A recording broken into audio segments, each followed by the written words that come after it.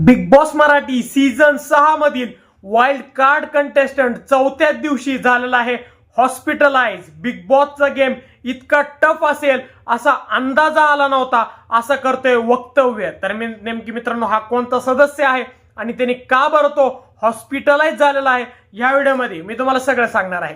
तर मित्रांनो तुम्हाला माहिती की कॅप्टन्सीचा टास्क बिग बॉसच्या घरात रंगला आणि त्या कॅप्टन्सीच्या टास्कमध्ये टास्क असा होता की वायरी होत्या आणि ज्या त्या सदस्याला त्याच्या रंगाची वायर याचा गुंतवडा सोडायचा असतो। तर मित्रांनो संकेत पाठक नावाचा एक सदस्य तुम्हाला माहिती आहे बिग बॉसच्या घरात 4 दिवसाआधीच आलेला आहे।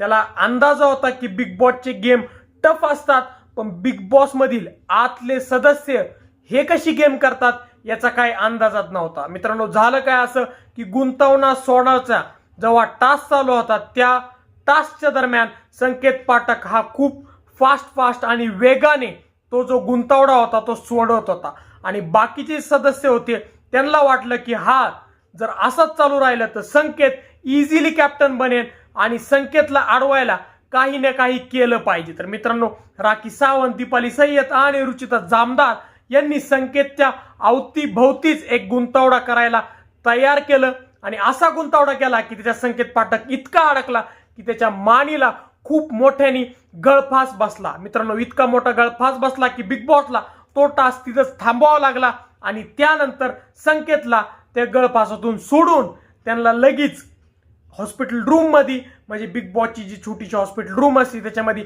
हॉस्पिटलाइज करावं लागलं आणि त्यानंतर संकेतचा बीपी आणि संकेतचा हार्ट रेट हा चेक केला गेला।